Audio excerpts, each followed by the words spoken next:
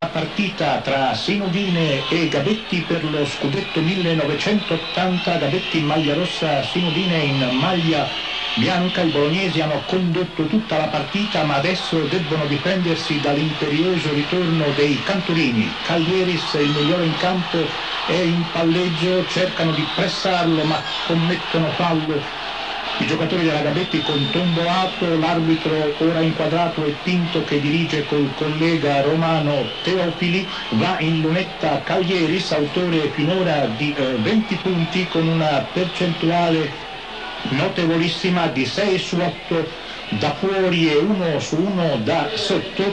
Sono fuori campo alcuni dei primatori della partita e fuori per falli Flowers, 27 punti con 3 su 4 da fuori e 8 su 11 da sotto, 21 punti finora per Caglieris. È fuori anche Martorati, che però ha avuto una serata non molto felice, a segno ancora, avete visto, Caglieris. Questi è Gergati, l'attacco della Gabetti, l'incursione di Smith, ha commesso fallo Valenti. Adesso c'è Smith in lunetta.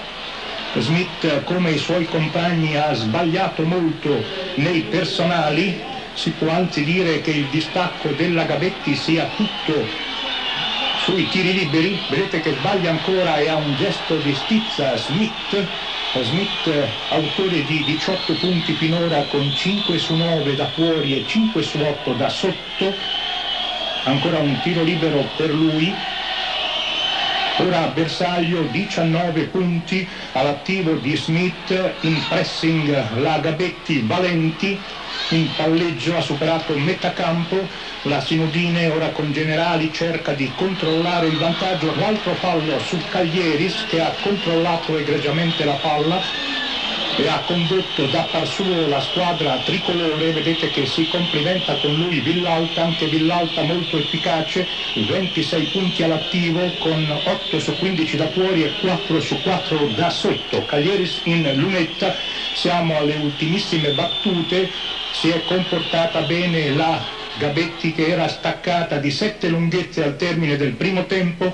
Ecco Caglieris che effettua i suoi 2 tiri liberi. Si è portata anche a 4 lunghezze, ha sempre replicato la Sinodine, ma l'incontro è rimasto aperto fino a queste ultime battute.